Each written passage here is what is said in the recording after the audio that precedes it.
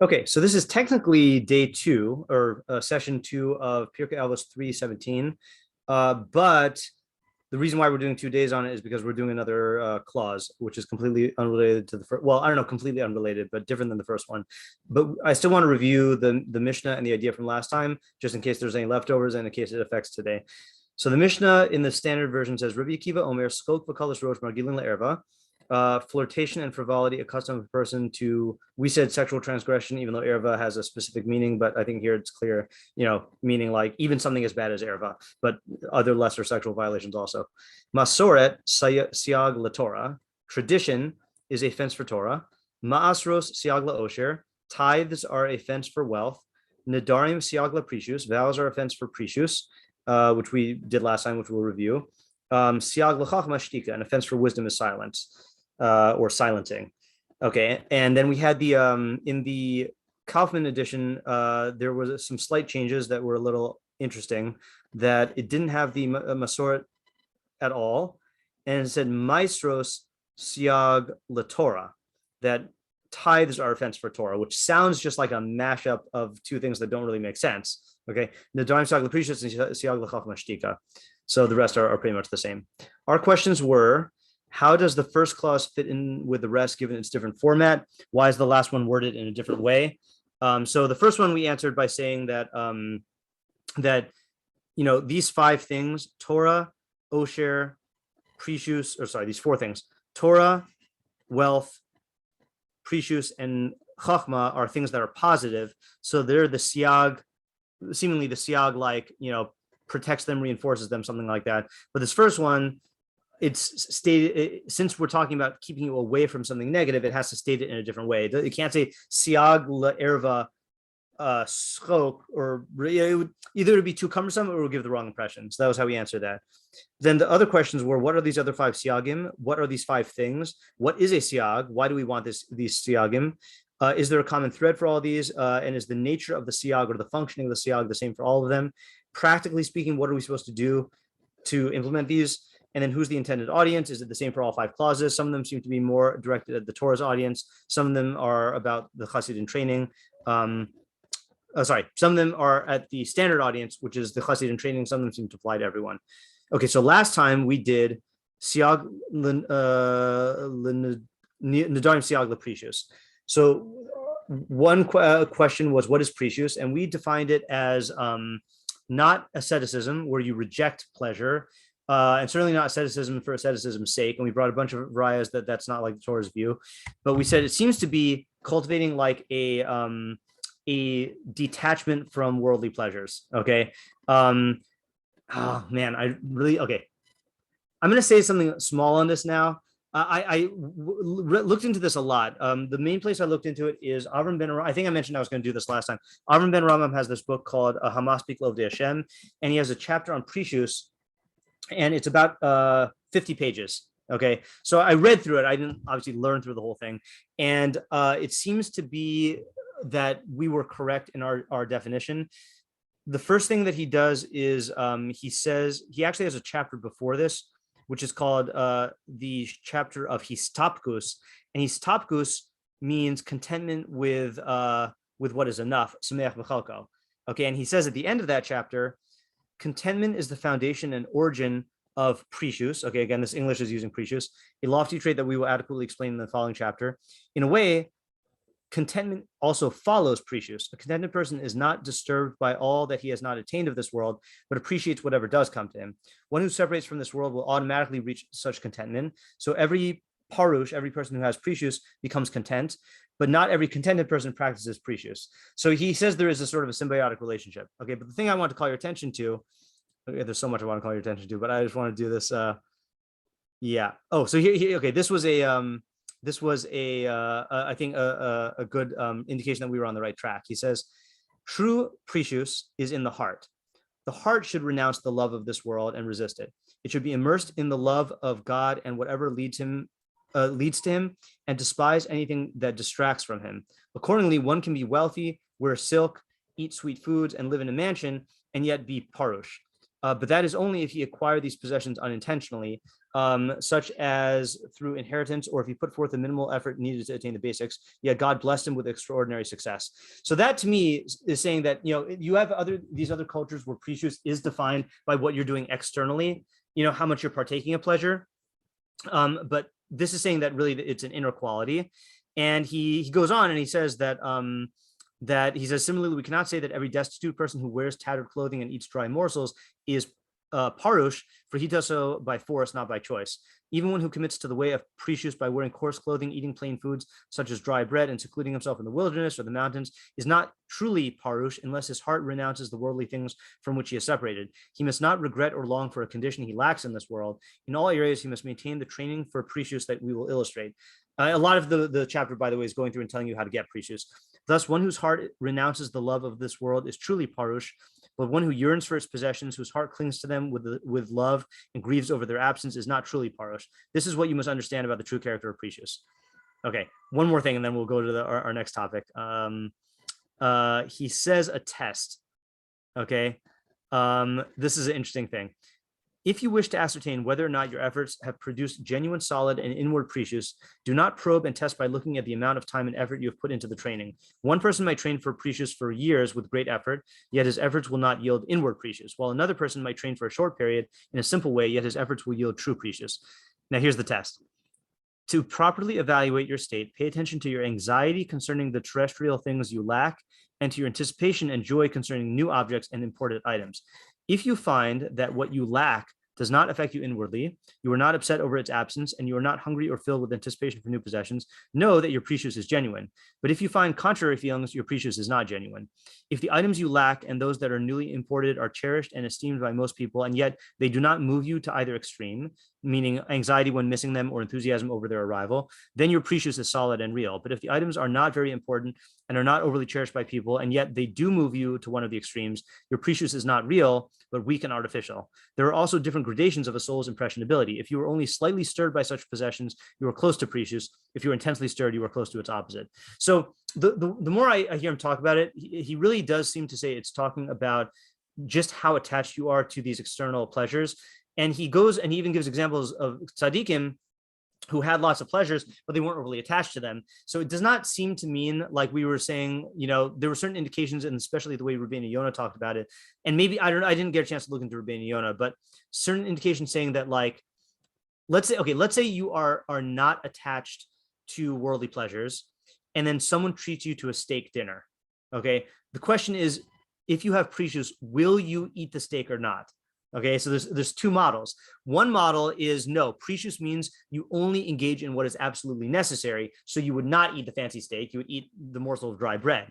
The other option is saying that no, you would eat it, but you wouldn't be all like, oh, this is the best ever. Like, oh, and you're telling all your friends about the steak that you ate, you would eat it and you would enjoy it, but not be carried away by it. So I'm saying, I don't know, I'm sure there's lots of views in Judaism, but it seems like the Rambam and Avraham and Rambam, from what I've read, are that second way. They're not overly attached, but they're also not trying to diminish the worldly pleasures in a like davka way.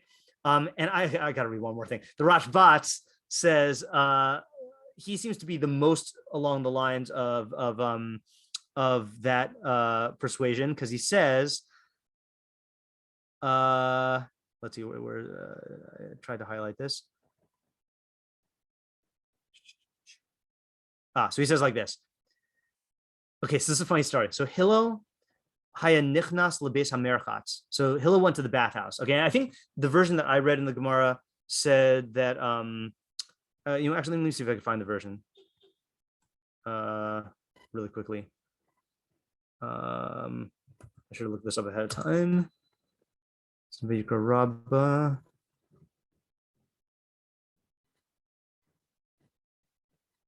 I'll tell you what this is going to illustrate. Okay, what this is going to illustrate is how Hillel related to pleasures, like the Hillel, and I think this is also going to be a vindication for us. Okay, let's see here. Midrash Agada. Where do we go? Did I just open it? Midrash Agada. No. Hold on, just 1 second here. What if I go Hillel Lemerchatz? How many? cases of this. Oh no. Oh, that's the Seder. All right, I might just have to read the deficient version. Okay, fine. I'm just going to read the deficient version. Hillel haya nichnas lebeisim merchatz. Hillel. So I think that in the version I read, then it was actually. Hold on, do I have it up there? I think I bookmarked it. Give me 1 second.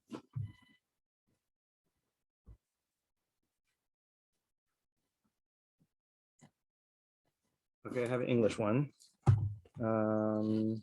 Now the question is, oh, here we go. Yeah. Okay. So here's the story. Okay. This happened to Hillel the elder. Okay. Oh, so this is on a pasuk that says in Mishlei 11:17, which if you're in our Monday night shiur, we did this sometime in the recent past. Sorry, hold on just a second.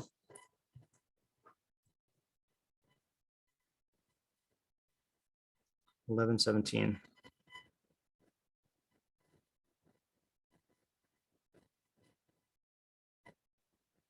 Okay. Gomel nafsho ish chesed v'ocher she'eru achzari. So this is one of the few psukim in Mishlei that talks about chesed. One who bestows good to himself is an ish chesed, is a man of kindness, but one who corrupts his flesh is cruel. Okay, so here's the story about Hillel. So what does this mean? Once when Hillel had concluded his studies with his disciples, so this is like after shiur, he walked along with them. His disciples said to him, "Master, where are you going?" He replied, "To bestow kindness upon a guest in my house." Okay. They asked, "Do you have a guest every day?" He replied, "Is not the poor soul a guest in the body? Today it is here and tomorrow it is no longer here." Okay. So that's one example. The second example is, oh, sorry, that was the second example. The first example is Hillel, one time when he was done with his studies, he asked his disciple, he walked along with his disciples. His disciples said, "Master, where are you going?" He said, "To perform a mitzvah." Okay, what is this mitzvah? They asked him. He said to them, to wash in the bathhouse. Now remember, the bathhouse was like, I think more of like a luxurious type of thing, like a spa, basically. I'm going to go to the spa. So they said, "Is this a mitzvah?" "Yes," he replied. "If the statues of kings, which are built in theaters and circuses, are scoured and washed by the man who is appointed to look after them, and who thereby obtains his maintenance through them, and even more, he is exalted in the company of the great of the kingdom, how much more I, who have been created in the Tzelem Elokim and the Demus Elokim, as it is written, God created man b'Tzelem Elokim." Okay, so these are examples of Hillel basically like doing like pleasurable things to like for enjoyment, but saying that he's doing a mitzvah by it, and that he's like honoring this guest, which is a soul. So the question, so you see from there that if Precious demanded that you give up all like excess pleasures, so then what's he doing? The key though is that he's doing it for his Tzelem Elokim, and that has to be understood. That's a whole separate question, but you see that it's not an intrinsic rejection of pleasure. And then the Rashbat quotes one more thing. He says that one of these people,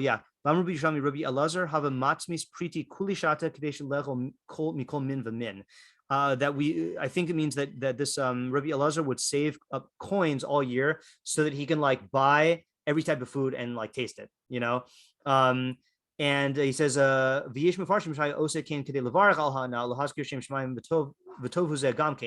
says, there's some people want to say that he was getting every kind of food so you could say brachos on each one. He says, and that's true.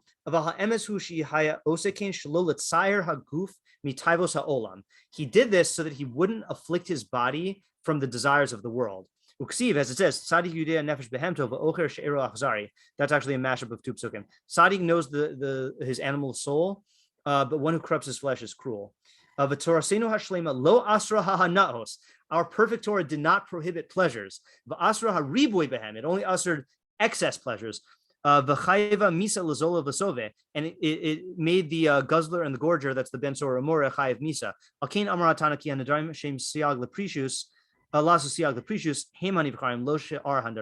That's why the Tana says that only if you were doing Nadarim for Precious, then that's a good thing, but not giving up pleasures per se. Okay, that's like a half version of what I want to say about Precious, but there's a lot more, but I think we're going to get too much into it. Okay, any questions on Precious or on anything from last time? So even with the first definition of Precious, we were not talking about like physical like necessities like even dry bread, right? Like if you're desiring that, we're not like criticizing a poor person for being hungry, right? It's just like No, of the course not. hunger No. for like a steak when you like have adequate food. Yeah, correct. Yeah, and to be overly into it in terms of the fantasies and all that other stuff, to feel like you're lacking something if you don't have the steak. Yeah. Gotcha. Yep. Yeah, Lauren. I guess just like to bring it back to the mishnah. So for practical purposes, like, so it's saying that if you take a vow, do neders, that could help you get to this like definition of precious, I guess, because I really like this definition of precious from the Rambam and Rambam. So I guess how will that work? I'll recap what we did last time also about the practical, which is that we had two strategies. We had the Rambam and the Rבינו Yona. The Rambam said that you use a neder to temporarily prohibit the thing, the pleasure that you're addicted to, if you are overly attached to it, and then you kind of use that to wean yourself off of it, or to wean yourself off of the over attachment. And Avraham and Rambam has a lengthy prescription about how you do that, just to give you a taste of that. No pun intended here. Actually, maybe I didn't even copy it for this. He says, here's an example. You love the pleasure of eating and habitually supplement your bread with a variety of many delicious foods, as the indulgent do. At some point, you might decide to switch to the habit of the Hasidim you have seen, or the prophets whom you have heard, who generally eat only dry morsels of bread with no supplement, with the possible exception of salt or similar foods. The way to reach your target is not to switch from your habit to your objective in one thrust, because you would generally not succeed, right? Okay, so you can't go to the extremes. Even if you do succeed, you would generate physical and emotional disorder. So that's interesting. People try doing this, right? People will, especially when they go to Israel for like seminary or yeshiva, they'll like go to some extreme thing and then think that they could sustain it, but then they won't be able to. So he says, rather, the proper way is, if you are accustomed to eating many types of food in one meal, you should decrease the amount. If you ate 5 courses, lower that number to 4. Keep up that habit for about a week, depending on your condition, until you find it easy and ingrained. Then lower the number to 3 courses until that too becomes ingrained in you. Then lower it to 2 besides bread. And then finally limit yourself to bread and only 1 supplement. Continue this way for a long time until you find you are accustomed to it and have forgotten your old habit, turn away from it, and lost the desire for it. Okay, then he says you could do further.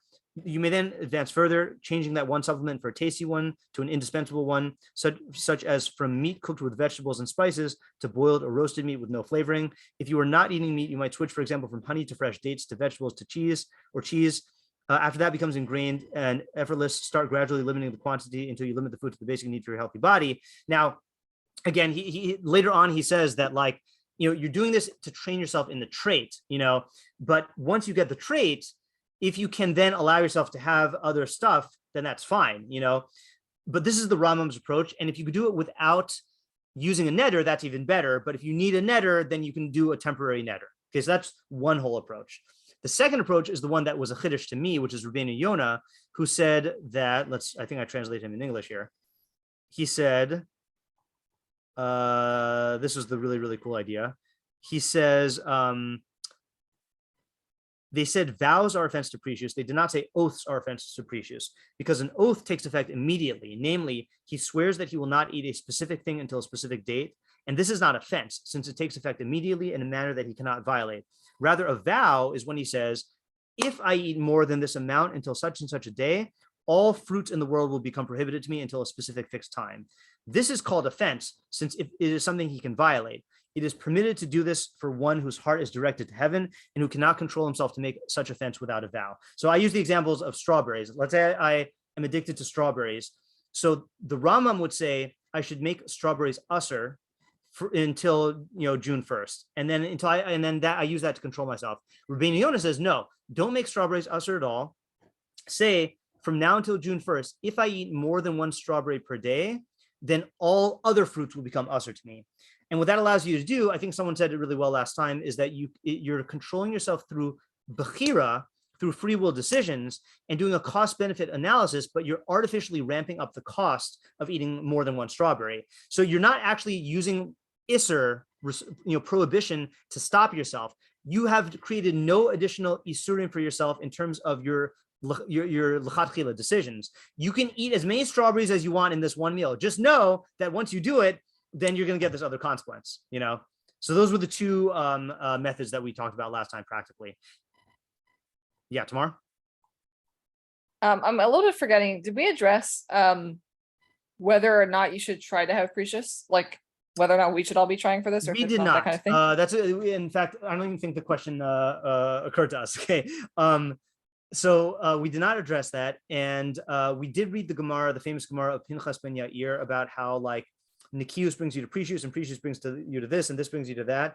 So it is a desirable thing, but there is a seder to it, and there are times for it, and you know, I would say that for again, this is not a halakha question, this is advice. Like, first work on halachos, right? Like the Ramam says, you know, quoting Chazal, isn't it enough what what the Torah prohibited to you, like, and you want to go make other things usher to you? Work on the Torah, the Torah itself, and then, you know, I think this can come later. Like there are lots of ways to engage in precious through kashrus itself, you know. You know, I was actually today at dinner when I went out to dinner with my dad, I was eating one of those like I was eating a real hamburger with a fake cheese poured over, and as I was eating, I was thinking about Rav Pesach's Sunday shiur that he gave recently about how, like, is it really the best thing that, like, you know, technology is ramping up to the point where you can basically have like whatever you want. You know, let's say once they have lab grown meat, and if it is parv, you know, then like you can actually have an actual cheeseburger, you know. And Rav Pesach was saying, like, it might not be the best thing because the purpose of the halachos is to cultivate perfections, and if you could sidestep all the perfection, you know, through these like loopholes, then that's not really good. So I'm sitting here and I'm eating this you know, this burger with like this fake cheese on it. I'm like, first of all, I know that this is not actually cheese. I know what a cheeseburger tastes like, you know. I was non-Jewish, and they got the color right, they didn't get the taste right, and even if they got the taste right, you know, it's not actually cheese. You know, there is something that you still can't have, and there's still like room for precious within that. You know what I'm saying? So like, there's a lot of room for cultivating precious just with the basic halacha, and I wouldn't advise going out of your way to cultivate precious unless you need to do it in a therapeutic way, like the Rambam saying, where you find yourself overly indulging in a certain pleasure, you know, and then you should do it for the mishlaic consequences, not to attain the level of chassidus. I think, you know, that's my own opinion. Obviously, you have to make your own decision. Thanks. Yep. Okay, so now that we're done with that, okay, I guess I did end up talking about precious. All right, let's go to the new clause. Okay, so the new clause that we're going to focus on this time is Maestros siag la'osher, okay, that tithes are a fence for wealth. Now, unusually, I don't think this has ever happened. Almost all the meforshim said the same things, and they all quoted the same Gemaras. Okay, so maybe there's like nuances and stuff that I'm missing, but for the most part, they all like seem to be on the same page, and all of them either explicitly or implicitly said that this is not just about Meiser, about like giving tithes of produce to Kohanim. This is about all tzedakah. Okay, and I think the common practice is to refer to tzedakah as Meiser. Like people use Meiser to talk about like the tenth that they give for tzedakah, even though that's not actually like the mitzvah of Meiser. Okay, so this is tzedakah, and it's a fence for wealth. Okay, what do you think that means? Let's just start with what we think that means before we go to the meforshim, because there's a lot of meforshim here. Yeah. Well, if it's like Ezehu Asher Smeach B'chalko. So if he's happy with himself as someone who's rich, so maybe giving charity kind of makes you see like you have more than enough, so you can be happy with what you have. Okay, so the one who says that is the Abrabbanel, and I will show you. He says, Shabios la'adam dai tzorcho hehechrachi. Once a person has everything he needs, v'hu shakara osher, that's what is called wealth. Rotzalomar hahistapkus b'harvacha. He's content. Okay, harvacha means like a lot. I don't know if I'm misunderstanding that, but histapkus means that you have enough. She is zaris b'seis ha'maisros, so you can be like have alacrity when you give a meiser. So I think that's a good shot. Okay, the problem, quote unquote, I mean, I think that is a good shot. The problem is that a lot of people seem to hold that this is actual like that kind of wealth, the kind that you go like this with your fingers. Okay, so your idea is totally good, but the challenge would be to see, could we say it's like wealth in the colloquial sense? Yeah, Lauren. Yeah, I was thinking like maybe it'll help protect your actual money. Like if you get by giving tzedakah, it helps you be more like cognizant of how much money you have, so you won't like overspend, and okay, it'll help you stay wealthy. Okay, so that's a very interesting thing, right? So I like this kind of interpretation, which is that it is okay. I don't know what I call this. Hold on just a second here. Okay, this is kind of a side. Okay, well, we'll do the book commercial here. Okay, so I read this book over the summer, and I wrote a review on it. This is Rabbi Shagar's book. This was my first introduction to Rabbi Shagar, Faith Shattered and Restored, Judaism in the Postmodern Age. I don't think this book is for everyone. I think it's actually bad for a lot of people, but he had a lot of mind-opening ideas. And one of the ideas was a certain way to analyze the reasons for mitzvos. Okay, so anyone who's been in my in my shiurim about mitzvos know that I really like analyzing the reasons for mitzvos. I mean, we did the shot in this year last week, right? So so in postmodernism, that is this, I'm not even gonna try to define postmodernism, but it questions the extent to which we can apprehend objective truth and how much is just us imposing narratives on things. Okay, so he suggests a postmodernist way to analyze mitzvos. I'm trying to find the passage here. If not, I'll just describe it. Okay, which is, I'm not seeing it. So the example he gave was nida. Okay, so he said, and again, I don't even think that he is, okay, whatever, I'll critique him afterwards. So you can give a lot of philosophical explanations for nida. Okay, like you could talk about kedusha and how like it advocates like living your life based on the Telem Elohim and not like an animal. And you could talk about oh, here we go. Is this it?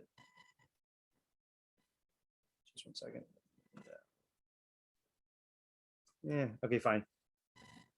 So you can, or you can take other approaches to nida. Like there were Rishonim who held that like, there's some sort of like impurity, like actual an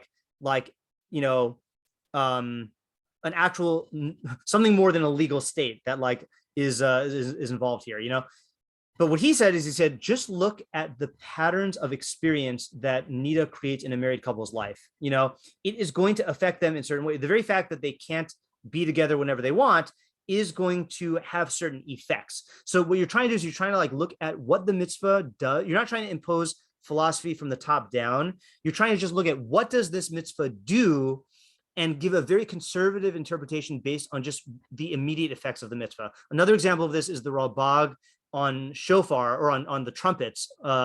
Trumpets is really the main thing, where he says, trumpet, the trumpet is like the loudest instrument, and it startles you and it makes the animalistic soul freeze.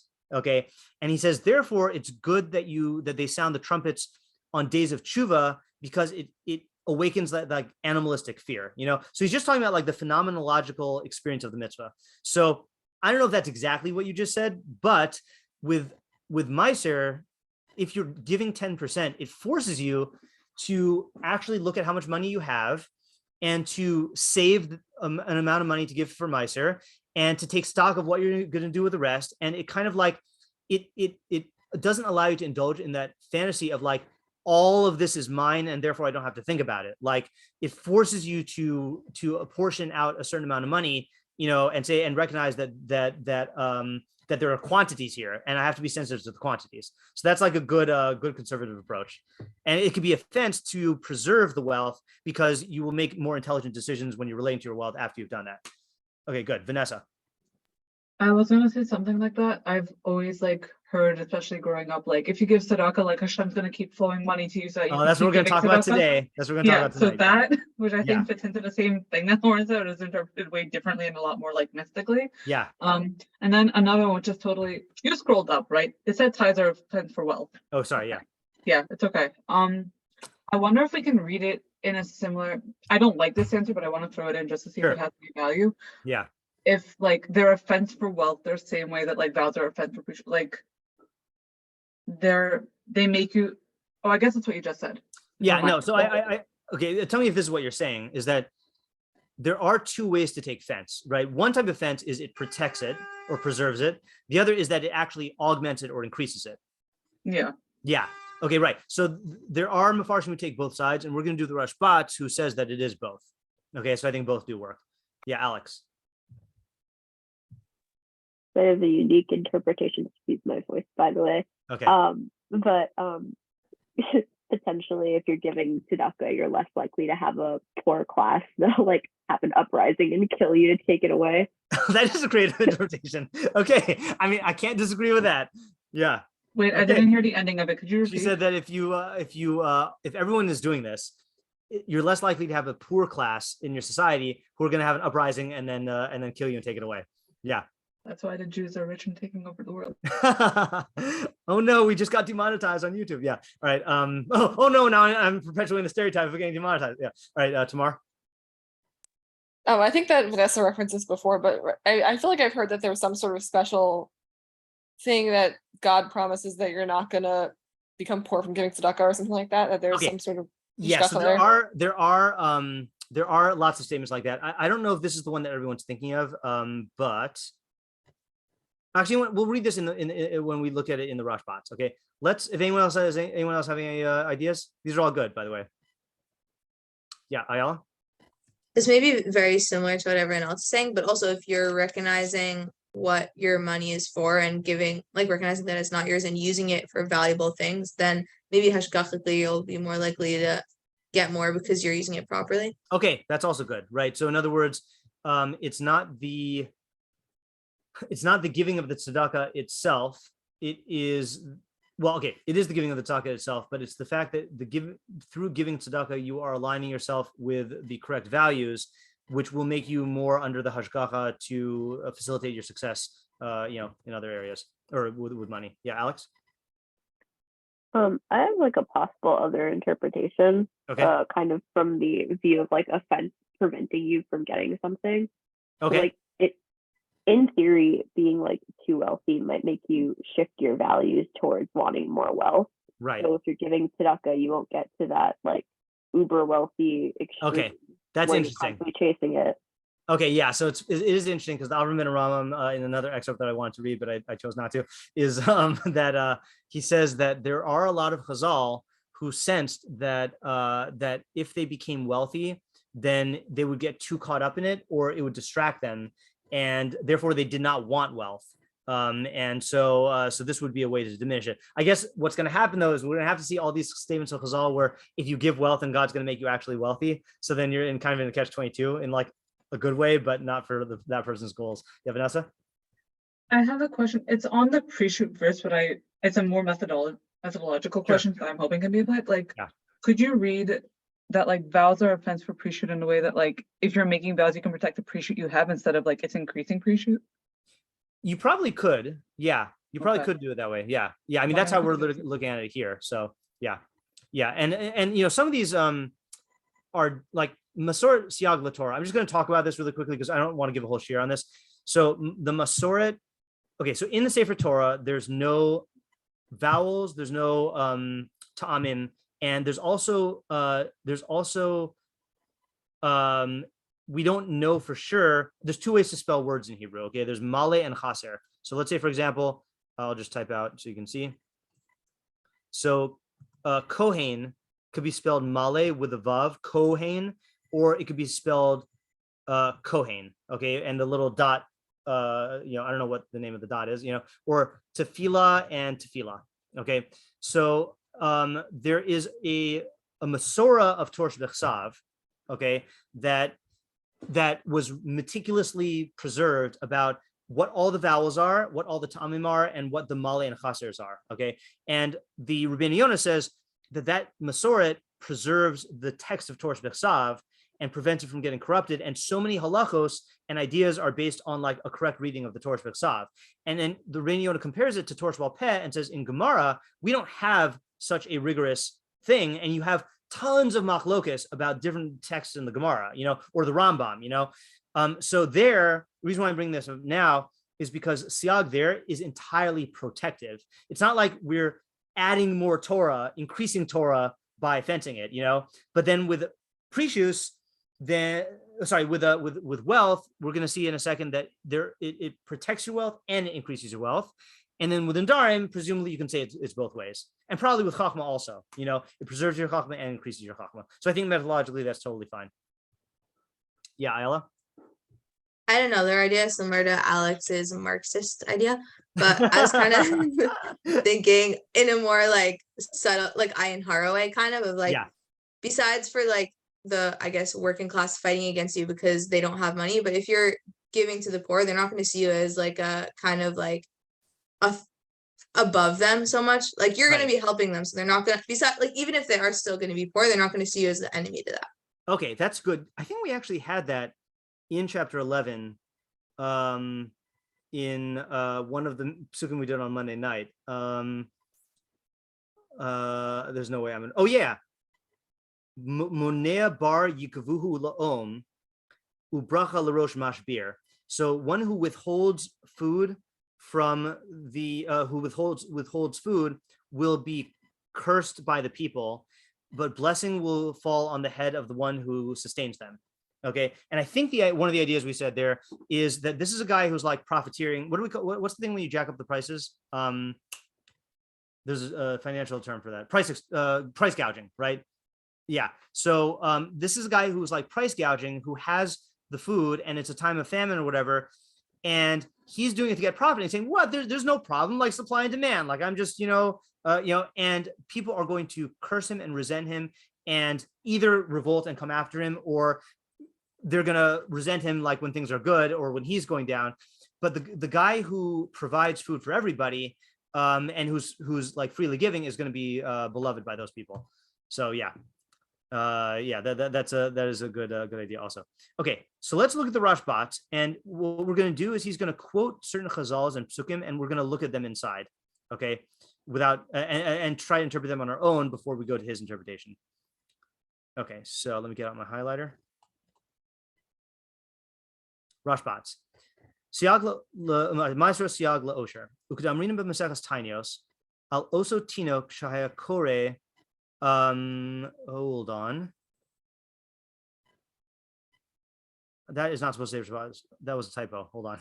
That's Rבינו and Yona. We are not going to do Rבינו and Yona yet. I just typed the wrong one. Okay. Rashbats is down here. Okay. So he says, Zehu keneged machshavtan shel bnei adam asher einehem ra'a b'shalahem. So this is speaking to people who have ayin ra'a. Okay, ayin ra'a means stinginess. All right, who are stingy with their possessions. Ki choshvim, they think, chesron b'nichsehen ma shnosnim mehamaisos gami tzedakos. They think that they are diminishing their net worth through giving to meiser and tzedakah. Va'amrinan beperek metzius ha'isha lav kadein maslin melach mamona chaser. Okay, so here's this Gemara here. Okay, maslin, this is a Gemara in Ksubos. Maslin masla b'Yushalayim. They used to say in Maslin Yerushalayim, melach mamon chaser. Salt, the salt of money is to diminish it. Okay, now what does that mean? Oh, and then he says va'amri la chesed. Some say it's not chaser, it's chesed.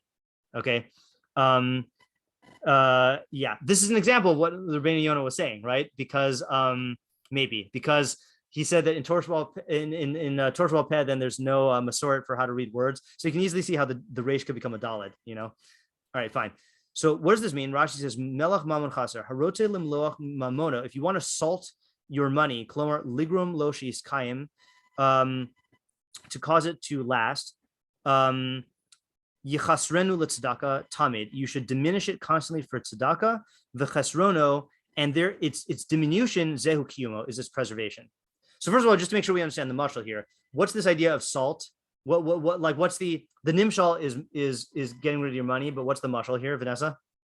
They're talking about like salting the meat. Salting the meat, okay, right? So let's make sure we understand this here. Okay, just we're all on the same page with the facts here. So meat, we are used to being able to put meat in the refrigerator or the freezer, right? But back then, you get meat, it will spoil within I don't know how long, okay, but not very long. So the way that you would preserve it is you salt it, okay? So if you want to preserve your money, then you should salt it, and the way you salt money is you diminish it by giving it to tzedakah. Question is, what is the meaning of that mashal? Yeah, Vanessa. I just have a question before we do that. Sure. Do we know that that's the mashal? Like, could we talk about like salting bread or like giving flavor to food, or could it mean like salting stuff to get the blood out of it? Yeah. So the everyone I saw, I mean, maybe there's some people who say that, but everyone who I saw, certainly this Rashi and then the Rashbats who we're going to do say it means like preserving it. Okay. Yeah. And So then we'll go with that. what's chaser again? Chaser is diminishing it or reducing it, Okay. and it's reducing it by Rashi saying by giving to tzedakah. So what is that idea? And what do you get out of the meat mushal? I mean, it's a funny mushal, you know.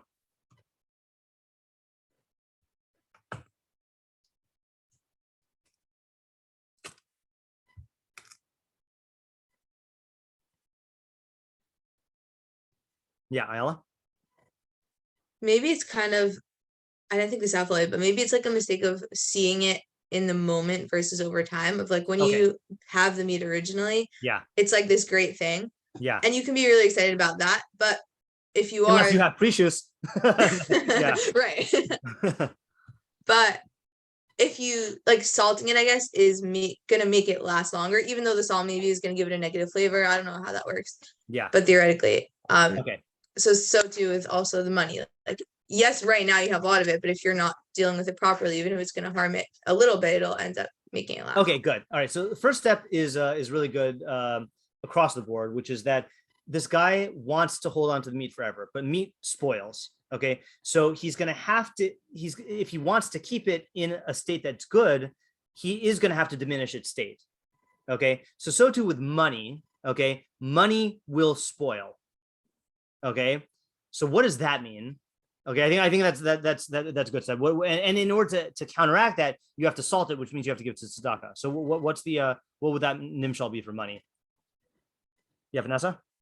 Maybe like if you want to keep like enjoying material things or like being able to spend your nami and like not to keep the enjoyment of it, right? Like we do value precious, but like in order for the money to mean something and for you to remember that money means something and isn't just a thing to accumulate and to like just like obtain for no reason. Yeah. You diminish it and give it to tzedakah, and that makes you realize like, oh, like this is limited. I should be grateful for what I have. Like I have this money and it's finite because you're diminishing it, and if it can be diminished, it can go to zero. And like okay. Maybe that. Okay, yeah. So if I'm understanding you correctly, then are you okay? Would it be accurate to take the examples you said and broaden the category to say like you're going to end up relating to the money in some sort of distorted way, like in terms of the way you think about it? Yeah. Okay. All right. Good. All right. I have more to say on that, but let me call on Alex first. Yeah, Alex. I was kind of thinking along the same lines, potentially with the preservation of money being really like if you have wealth that you hoard and don't use, it's not actually, it doesn't have value anymore because it's just a thing you're sitting on. But if you're actually using it and like having it circulate in the economy, so to speak, then it has value again. Okay. So that's actually good because that is, I think, what the person thinks he's doing when he saves the money. And when he hoards it, he thinks he's preserving it, right? So you're saying that what is money? Money is utility, right? I mean, money is you use it to buy things and to do things. So if you're just hoarding it and it's just sitting there, it is not functioning as money. So that is another approach. Yeah, that's good. I think the reason why I'm that might work, but the Rashbats is saying that this is talking to a stingy person. So I'm trying to think. Yeah, okay, but both of them can work. I'm for some reason to me that inclines me more towards Vanessa's approach. But okay, so let me ask you another question, just to see if we can take this next step by ourselves before we read it. How does salt preserve meat? Like physically, how does it preserve it? Yeah, Tamar?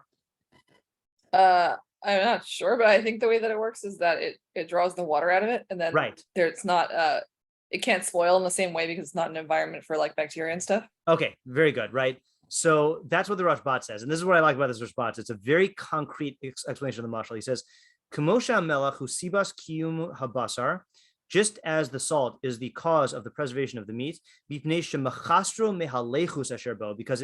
it diminishes the water that's in it, asher hu sibas sirchono, which is the cause of its putrefaction, of its spoilage, and the salt dries it and preserves it. Okay, so what he's doing, this is very interesting, is he's saying that there's really two elements there's really three elements in the mashal. There's the meat, there's the moisture in the meat, and then there's the salt. Okay, so fresh meat has moisture, and we can agree that fresh meat is best meat. Okay, I don't know anyone who likes jerky better than like the actual meat. Okay, even though I'm a big jerky guy also, but the thing is that meat doesn't last forever. It spoils because of the water that's in it.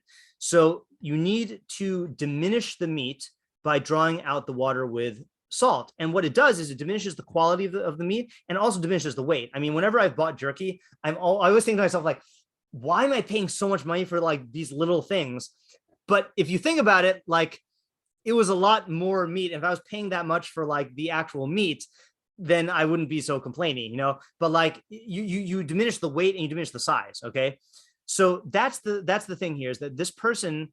So I'm going to actually like combine this with the approach that Vanessa was taking, is that all fresh meat has moisture in it, and the moisture, if you let it go too long, will make the meat spoil. So the only way to save it is to take out the moisture through salt. So too with money.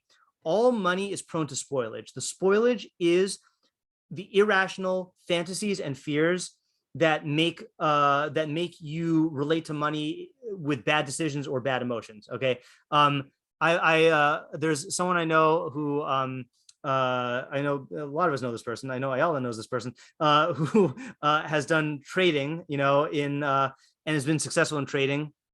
Actually, we know several people like that. But one of my friends was trying to get into the commodity. I think it was commodities. He was getting into the commodities market, and he was watching this expert do trading.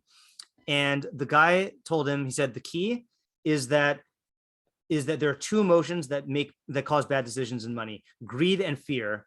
And you have to be able to not make decisions based on these emotions. So my friend who was like new, he's like, okay, fine, simple, you know. So he's watching this guy trading, and the guy, like, within the first couple of minutes loses like $40,000, you know. And my friend was like, and this is like real money, like this is his own money, you know. And like my friend was just like astonished that like you have to be able to relate your money in a detached, with preciousness, you know, in a detached way. And all the emotions are things that cause you to make bad decisions. And I'm not even talking about bad decisions that are like averos. Like, certainly money makes people, it tempts them to steal and to covet and to cheat and all this other stuff, and to extort and to withhold wages and all this other stuff. But like, even on a non-avera level, then money, you know, there's so many psukim in Koheles about relating to money in the wrong way. Ohev kesef lo yispa kesef. One person who loves money will not be satisfied with money, you know. All of these, you know, I think we read it. No, I read it in a different shiur. Mituka shnasa ovid im ad im harbe yochel v'hasava la'ashir lo. I can't quote the whole pasuk. Let me just read it. Mituka shnasa ovid. This is in Koheles 5:11. Sweet is the sleep of the laborer, meaning the guy who's just like doing a regular job. Whether he eats a little or a lot. But the satiety of the wealthy person does not allow him to sleep. You get so caught up in your money that it gives you psychological issues and prevents you from like sleeping and from, you know, taking care of yourself, and it shortens your life. So in the mashal here, I think the water, and this is a weird thing to say, but the water is a mashal for the emotional ways we relate to the money, the fantasy-based ways that we relate to the money.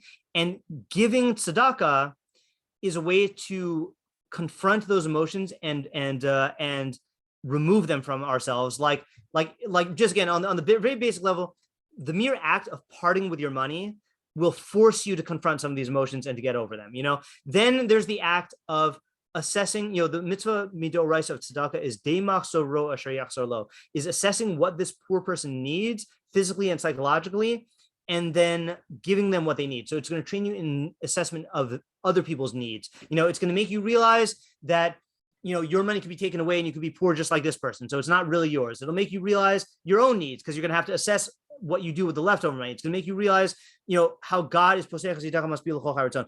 All of these things can be combated. These bad emotions and fantasies can be combated by just the mere act of tzedakah. And then that does diminish the money in the same way that fresh meat is diminished when you dry it out, but it allows you to preserve it in a way that doesn't cause spoilage. Okay, Vanessa. This is a broader question on our Sure. I think we keep like mentioning and like dancing around pre-shoot in this context, and I'm wondering if that's like appropriate, if it's just because we just learned about the pre-shoot verse. Like I can't stop myself from relating to this and being like, oh, like it's a way of like being like more detached from your money and more like looking at money as like a means to an end, and like, oh wait, if you're like giving it to tzedakah, then you're like remembering what like you're focusing more on spiritual value, like whatever, etc. Yeah, is that like because I was thinking the same thing. And I also had the same question. Like, am I only thinking about this because I've spent all this week thinking about precious, and it makes you wonder if Ma'aser Siag LaOsher will cause you to relate to Osher in a way. Well, especially what Yael said and what Abrabnel said, that Osher, if Osher here is Samech V'chalko, is contentment with what you have, then that's exactly what the Avraham and Ramam said that we started off with tonight.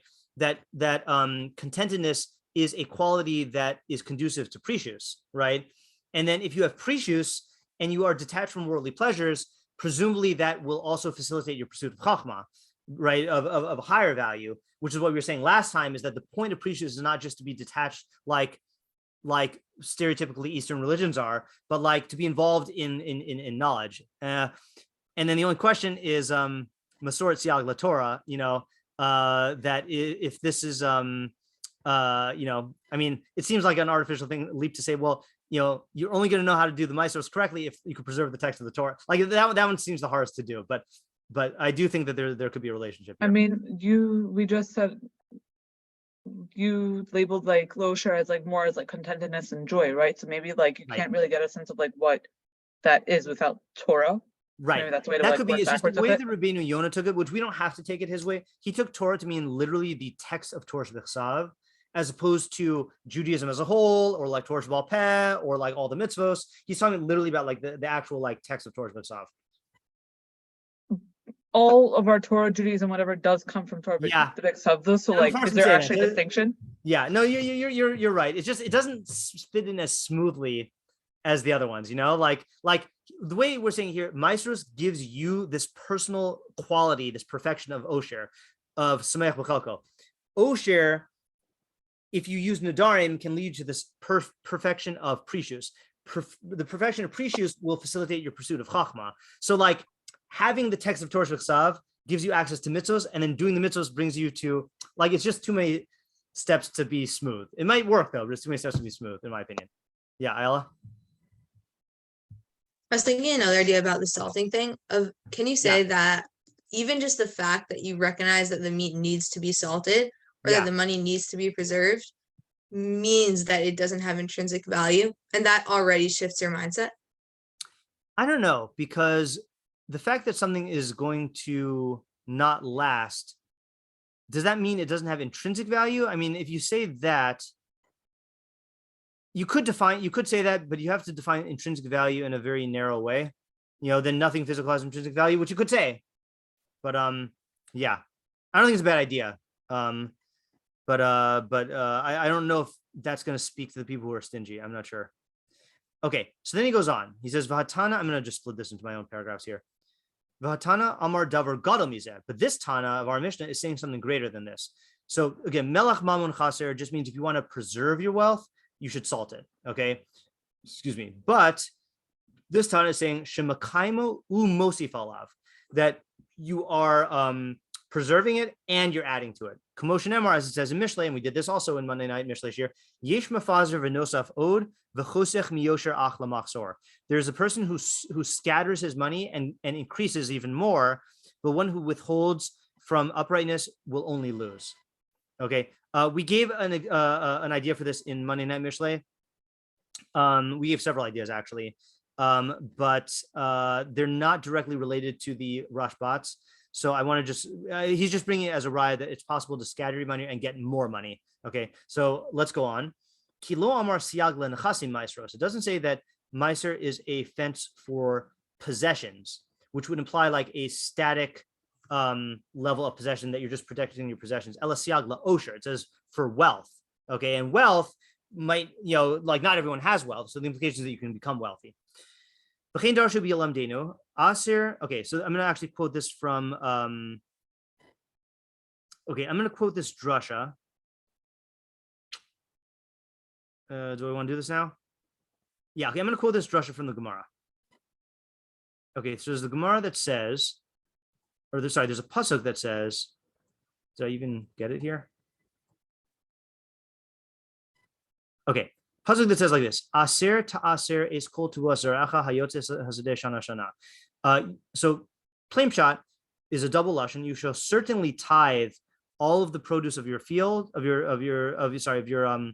planting. Hayotze hazedeh shana shana, which your field produces year after year. Okay, so plain shot is you should do tithes. Okay, but the question is, what's the double lashon? So here's this Gemara in Tithes Amud Aleph. Ashkechei Rabbi Yochanan liYenuka de Reish Lakish. So Rabbi Yochanan found the son of Reish Lakish, or sorry, the child of Reish Lakish, who Reish Lakish was his brother-in-law. So this is his nephew. Yeah, this is his sister, because Reish Lakish married Rabbi Yochanan's sister. That was the whole story where he sees Rabbi Yochanan in the lake and thinks he's a woman, and then at that awkward moment he's like, "Oh, I got a sister who's as beautiful as me." All right, Amar le ema li psukech. So he said, tell me your pasuk. And this was the thing that they did back then. I think we might have touched on this when we did the shiur last year on nichush, on omen reading. That it was a thing where like people would ask kids what pasuk they're learning, and they would like treat that if the kid said something that was like a pasuk from the brachos, they would treat that as a sign of bracha. And we dealt with the whole question of like, isn't that omen reading? And that's aser. But okay, that's a side point. So he asked him, what is your pasuk? Amar le aser to aser. It means tithe. You should certainly tithe. Amrle, he said to him, "Umay aser to aser." So why does it use the double lashon? Amrle aser bishvil shatis asher. Okay, tithe. So it's a play on words, and it flips the sin to a shin. Tithe so that you will become wealthy. Amrle manolach. So the kid said to him, "How do you know this? Where do you get this from?" Amrle zil nasi. Go and test it. Okay. Amrle, so the kid said back to him, Umi shari linisuye la kadosh baruch hu? Is it actually? Let's just work on the first part here. Okay, so tithe so that you'll become wealthy, and there is another way to learn it also. So, see, in the Gemara, like we said, in the Gemara we don't have nikudos, so we don't know if this is aser bishvil shatis asher, tithe so you'll become wealthy, or some people want to read the Gemara as aser bishvil shatis aser, which they learn to mean that you should tithe so that you can continue to tithe. Okay, which means that you'll be able to have enough money to continue like giving away tithes. Okay, so let's go back. And so this is, I think, similar to what you guys have said. You've heard, like, if you do this, you'll become wealthy. One of you said it in the negative, that you can't become poor from tzedakah, which is another member which I didn't look up. Okay, so let's see what he says. Oh, sorry. All these sources here. Okay, so he says like this. So he tells a story. This is actually, I'm going to read the story from the Midrash Rabbah. So here's the story. Where's the Midrash Rabbah? Oh, too many sources. Okay, so there's a pasuk in Mishlei that says Nivha lahon ishra ayin. Someone who is who's anxious for money is a stingy man. Or a stingy man is someone who's anxious after money. He does not know that lack will come to him. Okay, so the Gemara, this Midrash is darshaning that pasuk, and it says, Amar Rabbi Levi, Zesh eno moti maisrosav karoi. This is someone who does not pay his maisros properly. There's an incident with this guy. Shayim moti maisrosav karoi. He would he did pay his maisros properly. V'hayalo sade achas v'haysa osa elef midos. He had a field and it produced 1,000 measures of produce. Umoti mimena mea midos l'maiser, and he would extract from it 100 measures for maiser, right? So 10%. Umin hamosar hayemisparnis hu uvnei besa, and from the excess, he would from the leftovers, he would take care of the needs of his family and his household. B'shas pitiraso, when he was about to die, kara libnov amarlo, he called his son and said to him, Beni, my son, tain daitacha al hasadezo kach v'kach midos hi osa. Pay attention to this field; it gives forth such and such number of measures. Kach v'kach midos l'maiser. You should give this many measures to maiser. Umimena hayisi misparnes kol yamai. And I've made a parnasa for us for all these years. So he's basically charging his son. He's saying, continue to give maiser from this field. Kisheniftar min ha'olam, when he died, shana rishona zara osa haben. So the son planted the field according to his father's wishes. Asasa elef midos. and it produced 1,000 measures. And he gave away 10 to Meiser. Shana Shniya, the second year though, nichnas bo ayin ra, then he became stingy. Piches asara upichasa hi mea. So he I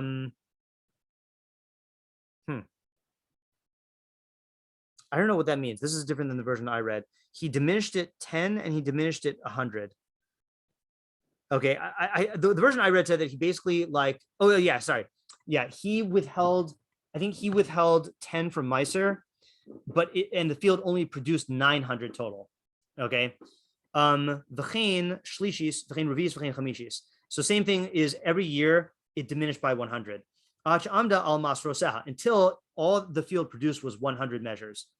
Kevin Shirau Krovav Kach, when his relatives saw this, Amdu v'lavshu levanim v'nisatfu levanim v'nichtazu esel. They put on white garments. Okay, these are like festive garments, and they visited him. Okay, this is kind of like mean. Amrlahen lo vasim ela lismochalai. Are you just coming to like rejoice over me? You know, like to make fun of me. Amrlo chas v'shalom. They said no, God forbid. Lo banu ela lismochimach. We're coming to rejoice with you. We're not rejoicing at you. We're rejoicing with you. L'sha'avar hayisi bal habayis. You used to be the owner. V'kadosh baruch hu kohen, and God was the kohen, right? Kohen's the one who you give the meiser to. Okay, because you had 1,000 and you gave 1/10 to God. The akshav, and now Nazi's kohen. You became the kohen. V'kadosh baruch hu bal habayis, and God is the owner. The heavy, and that's what the second half of the mishnah pasuk means when it says v'lo yeda ki cheser yivuenu. You don't know that lack will come to you. So the question is, what is the story? What is the idea of the story? What's the moral of the story here, right? So let's go over the facts again. The father had 1,000 measure field, and he would give meiser faithfully, and every year the field produced 1,000, and he was able to give meiser and sustain his family. But the next year, but when the son died, his son did that for 1 year, and then he said, I'm not going to give 100. I'm going to give less, and the field only produced 900. And he's like, oh no, so I can't afford to give that amount I was going to give. So next year I'm going to give even less, and the field produced less and less and less. And then he got to the point where he only had a little bit, and then the relative said, oh, used to be you were the Baal Bais and God was the Kohen because he got 100. Now God is the Baal Bais and you're the Kohen. You got 100. So what's the idea?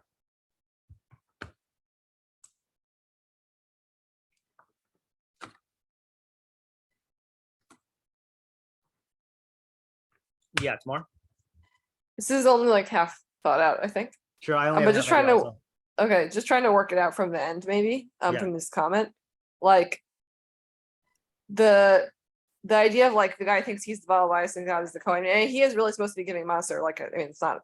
I mean, that's a real halacha, but like, yeah, that perspective was causing him to be stingy.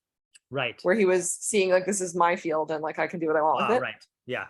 And so this reversal made him have to come to terms with the fact that it was really it's really God's. Okay. Basically. That's the same half idea I have. Okay, so I'm gonna say it my way as well. I think it's a good idea. So it really harkens back to an idea that we said earlier of Tain Lo Mishalo, give to God what belongs to him. And Rבינו Yona gave the example of like when let's say you make $1,000, you should not view it as these are my $1,000, but I have to give 100 to tzedakah. Really, you should view it as God is giving you $1,000 and saying, please, of this 1,000, distribute, 100, but you could keep the rest, So really, God is the Baal Bais, okay? And the only reason he's giving you money is so that you can do avodas Hashem like a Kohen does, right?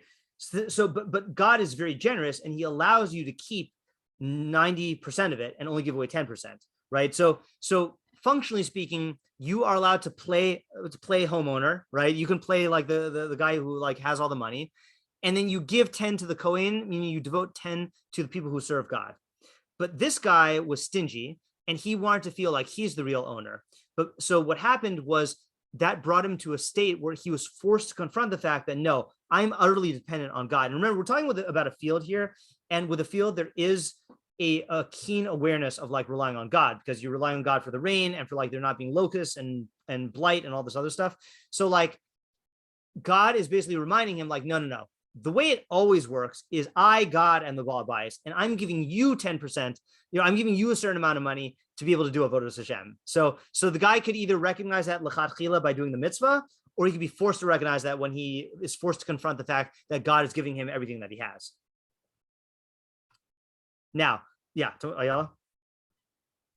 I was gonna also say a different idea. Sure. When you were saying that like he got less and less, like the more he took, the less he got, kind of.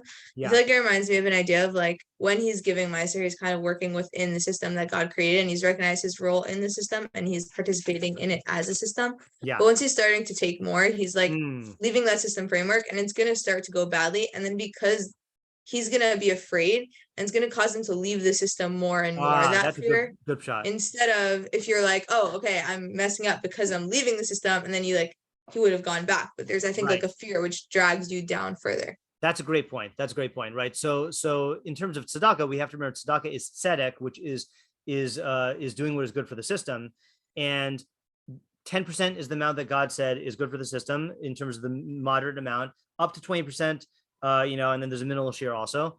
But this guy is allowing his fear and stinginess, which are centered around himself, not the system, to cause him to withhold. But because he withholds from the system, then it's going to affect everything, and it's going to make him even more. How do you connect it to leading to making him more stingy?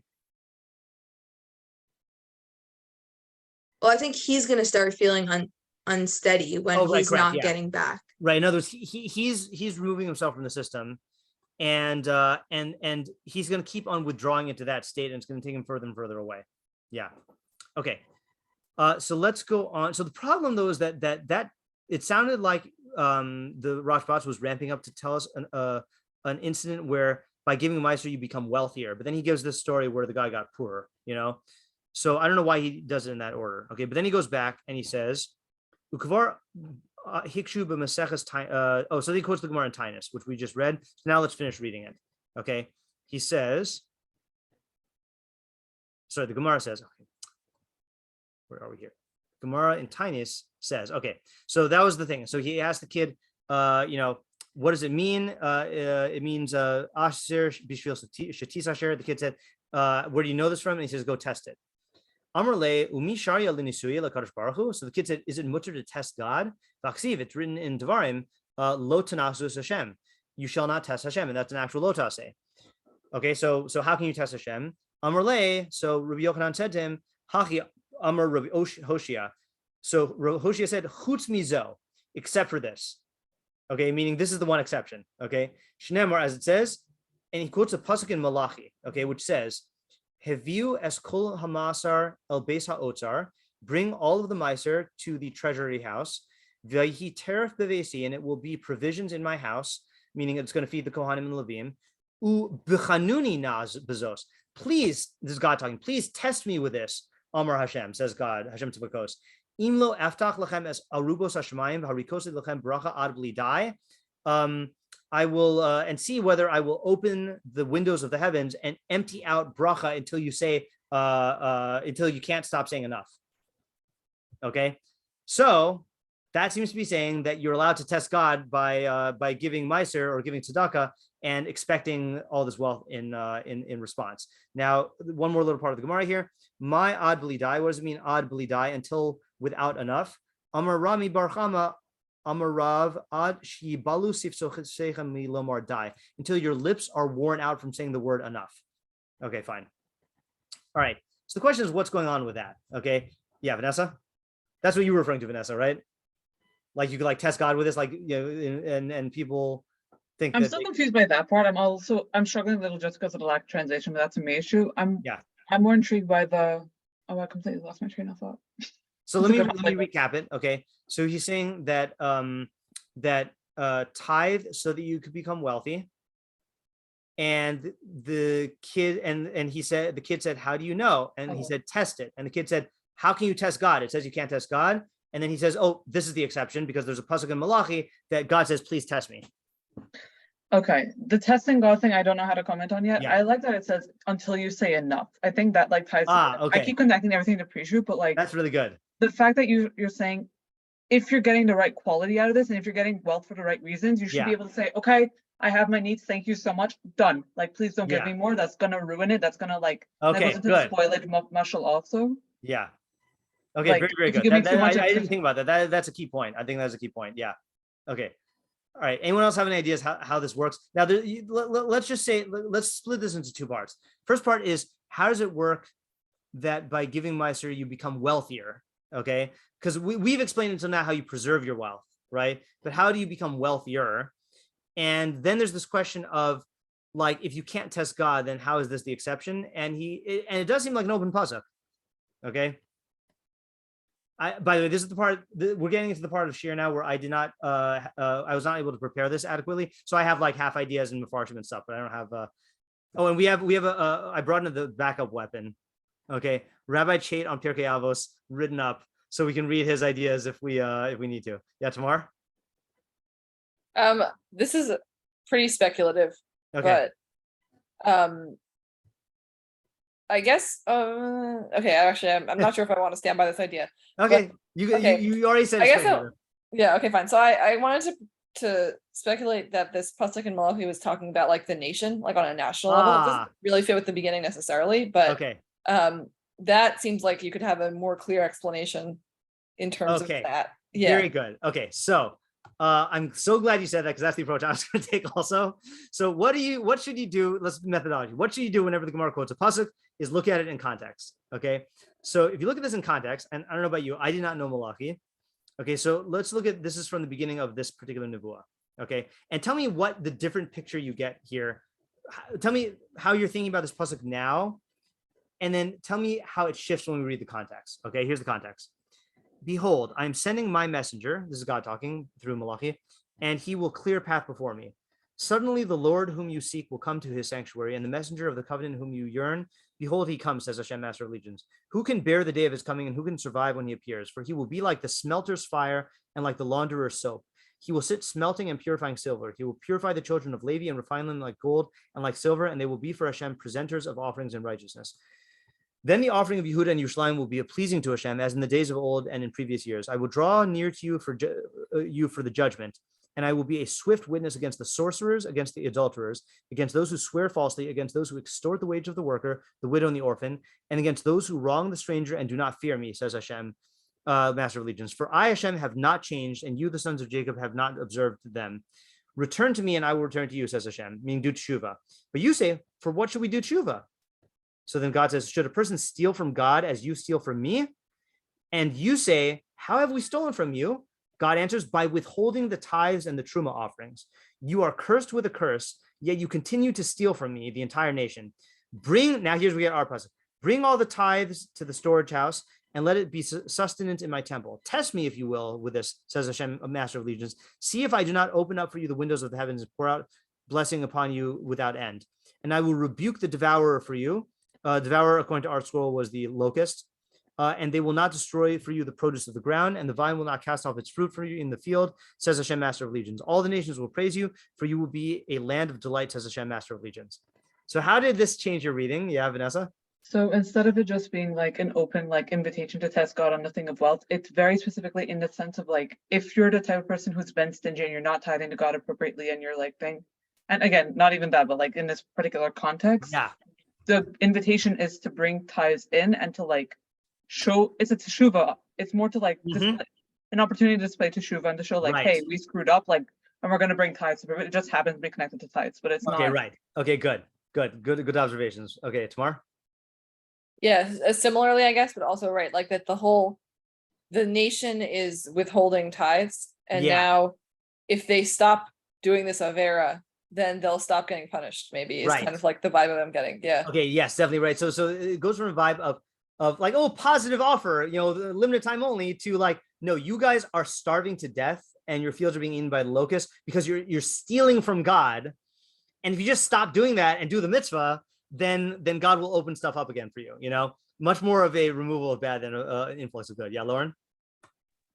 I feel like also in this context, I guess I'm viewing like Meiser as part of like the bigger system of like having a society of tzedek and mishpat. So it seems like the blessings that you get come not just, I mean, it is from doing Meiser, but also it cultivates like this attitude in society that you're giving to the poor and helping the widows. And so that's a good point. So you notice that he says that he's drawing you near for judgment, and he's being a swift witness against you and who. So I don't know why the emphasis on the sorcerers and the adulterers, but then these are all those who extort the wage of the worker, the widow, and the orphan, and against those who wrong the stranger and do not fear me. These are like abuses of justice here, I mean, I guess those are swear also. So this is part of the whole system. And also you have here, what is the Meiser doing? It's let it be sustenance in my temple, right? Which means for the Kohanim and the Levim, right? So that is a good point also. Yeah, Ayala?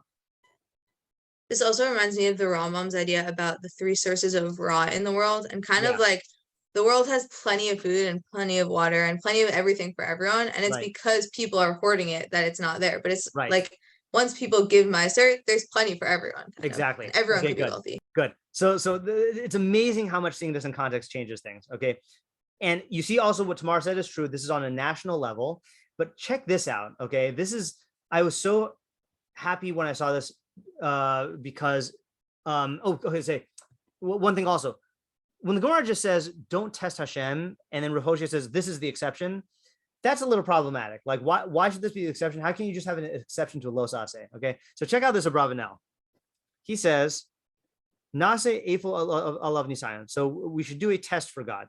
Have you as kol maser abesa otzar, bring all of your meiser to the treasury, klomer tenuha meiser vatruma b'shleimus uva ayin tova. So give your meiser and truma perfectly and with a good eye.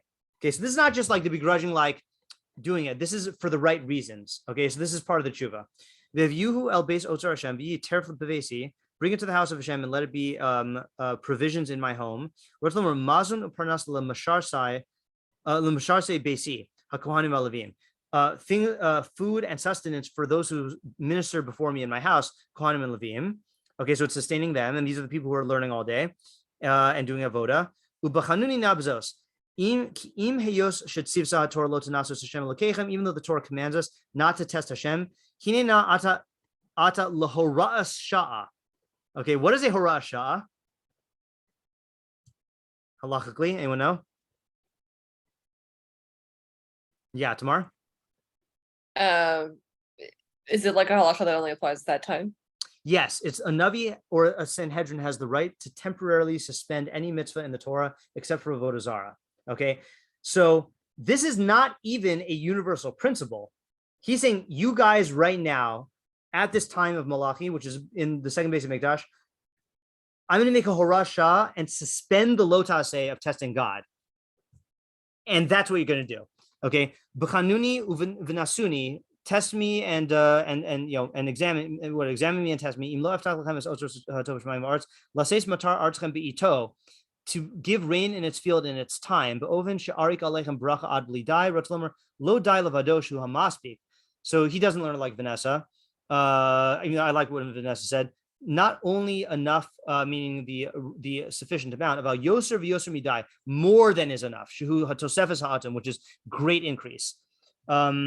And then the Radak Pirish ad beli kli lasum also without any forget that, that's a different parish. Okay, so the funny thing here is like this. We're getting a very different picture here. You read the Gemara and it sounds like it's saying that any one of you can test God and just give meiser and give tzedakah, and God will make you fabulously wealthy, right? But then you look at the source and it doesn't really play out because it's usher to test God. And the one matir is a pasuk in Melachi, which was talking to the nation, where we can understand just practically how it works. It was talking about them doing tshuva and doing complete tshuva, where instead of they went from not giving any tzedakah to giving tzedakah for the right reasons and supporting the people in Hashem's house. So like that's like not just a low lishma, that's like a lishma thing. And it was a horasha. They had a matir from the Navi to be able to violate this lo saseh. And not only that, but this is my own point. Okay, I don't know if you can say this, but the context here is not a halacha. The context here is Reish Lakish talking to a child, okay, and saying, what does it mean? It says asher bishvil shatis asher. Like I am getting to the impression here that you are not really allowed to test God in this way, or that there are problems with doing that. At least it's not going to play out the way that you want it to. So the question is like, but what are Chazal saying? Because they do say aser bishvil shatis asher. So like, we're in kind of like a tough spot here because they're seemingly saying that you can do this, but like it doesn't seem to be borne out from the sources that it's a good thing to do. Yeah, Vanessa? Is it possible they're not really saying like go and test God, but just test the principle and be like, just watch what happens when you let go of materialism and like watch what happens to your wealth? Yeah. Okay. So that's my understanding, which is like this. Okay. And I'm going to take it a little bit further and a little bit more daring, which is that, okay, I hate to just quote this out of context, but maybe I shouldn't then. Hold on. Let me think if this is a wise move to do. Okay, I'm not gonna quote that out of context. I'm just gonna apply it here. So Chazal sometimes have a way of talking where they'll say something which is, to quote Obi-Wan Kenobi, true from a certain point of view. Okay, that the guy who reads this Chazal will say, I want to be rich, so I'm gonna give money and God's gonna make me rich. Okay, but what's gonna happen if he implements this consistently? All the stuff that we said is that the giving tzedakah is going to perfect him, and it's going to cause him to relate to his money differently, and it's going to cause him to recognize what his true needs are and what his wants are and what other people have and what he has and how, all of that stuff. And it's going to change his relationship to money, moving him along on the spectrum. He'll be able to be wealthy in the sense of Pirkei Avos of Ezihu Ashir Hasameach V'chalko. So he goes into implementing this advice thinking that this is going to make him wealthy in the material sense of like relative wealth and stuff. But over the course of doing this and actually engaging in the giving of the tzedakah, he will come to the true definition of wealth. So it ends up being that the statement of Chazal is true, but not the way that the guy initially thought. If that makes sense. And I think, yeah, Lauren. Sorry, if you want to finish your thoughts. No, I'm going to read Rabbi Chait, and we're going to see if Rabbi Chait says the same thing. Okay, yeah, I guess because I was just thinking of like a question about the Aברbanael, because when he says Horas Shah, like, but it is a general principle for Klal Yisrael that when you're keeping these laws in Eretz Yisrael, God will bless the Jewish people with more hashgacha. Right, but you're still not allowed to test God for that. Yeah. But I guess how is it a test? Because they have to do the mitzvah. Okay. Of getting nicer. Right. So is it really like a test? Right. So the Malbim actually goes into a thing where he says, you notice it doesn't use the word nisayon. It uses the word bechina. Okay. So he says, Malbim says outright, I'm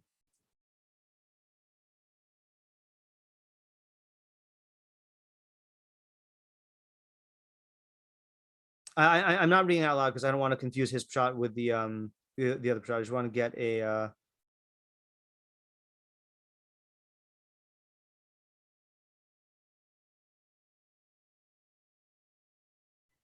yeah, he says, so that's at the end. So he says, so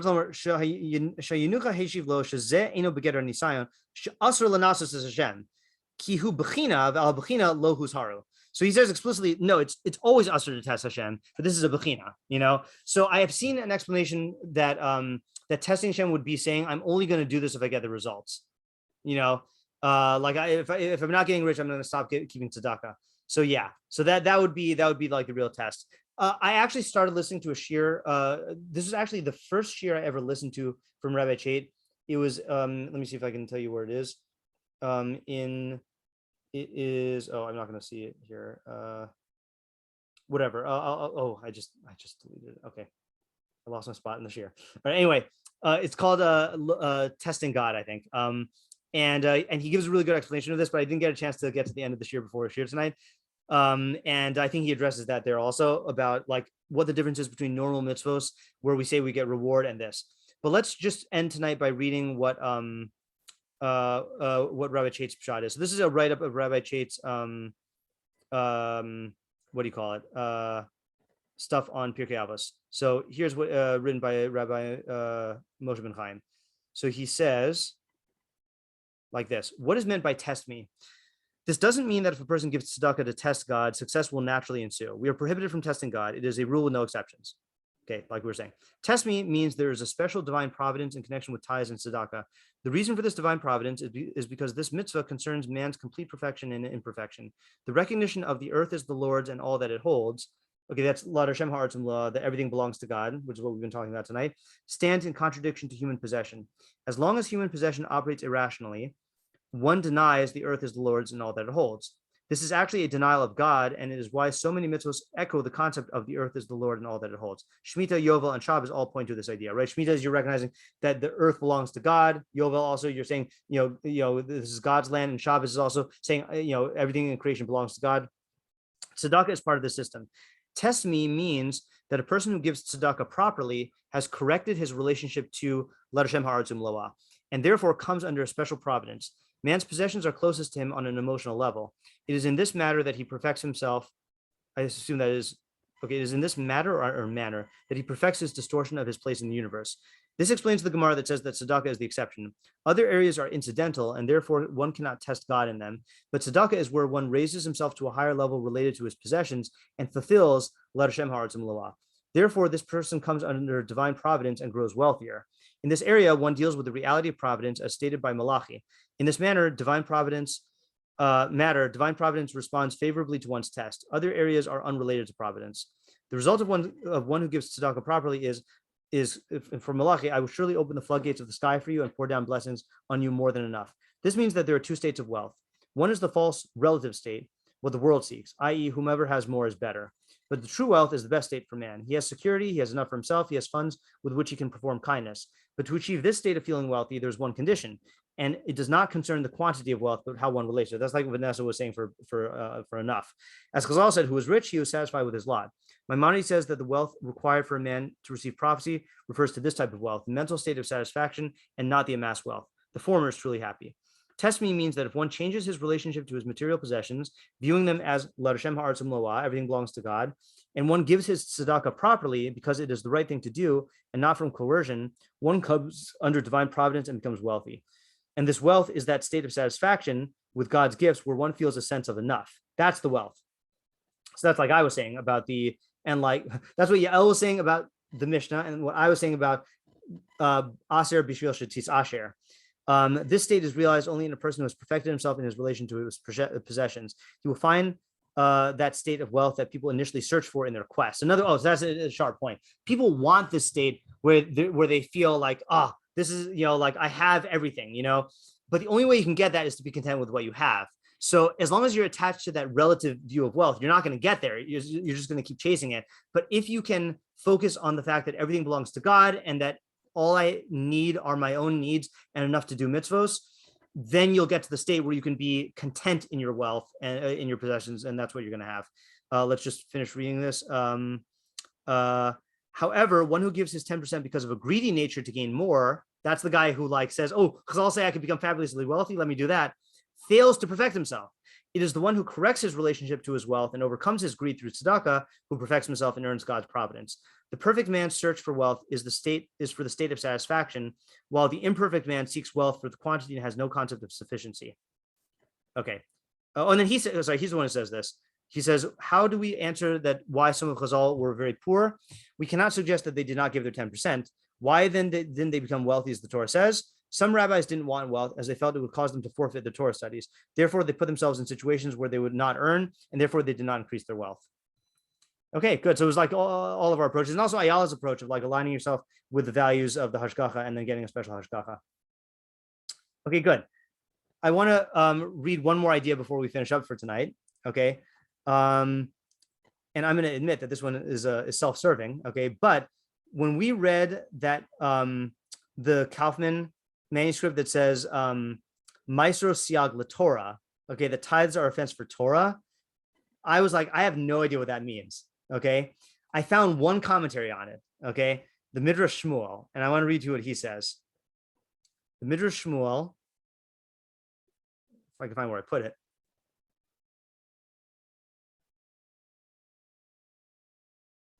says the Mishnah Yerushalmi Garas Maisro Siag LaTorah. Okay, so that's what we read. Uferish sha'ayide kain yuchlu makableha lahachazik batorah ulalamda. That through tithes, again, which means like tzedakah, though the recipients are able to strengthen Torah and to teach it. Kama amaram zal lo nisna Torah ela laochle truma. The Torah was only given to those who eat truma, and maisros are included in truma. So again, this is the idea that in the institution of the Beis Hamikdash, the Levim and the Kohanim were the teachers of Klal Yisrael. Okay, so we were sustaining them so that they could teach the Jews. Nowadays, we don't have Kohanim and Levim who teach. We have teachers who teach, which is why, according to many, then there's a matir. It's really usher to take money for teaching Torah, but there are poskim who hold that it's mutter because otherwise the Torah would just be gone. If teachers didn't get paid, no one would go into teaching. So the reason why I'm saying this is self-serving is I kind of semi-announced this on Monday night, and I'm not going to go through the whole spiel again, but I do want to announce that I'm giving these free shiurim. Okay, I give my Monday night Mishlei shiur, my Thursday night Pirkei Avos shiur, and my Friday morning Hashkafa shiur. I'm giving these for free. Okay, I'm not being paid for this. Next year, I'm going to try to go even more independently, which means that if we want these free, I want to continue giving these shiurim. I would love to be able to continue giving these shiurim. The worst case scenario is that I can't give these shiurim and I have to use all my time for tutoring.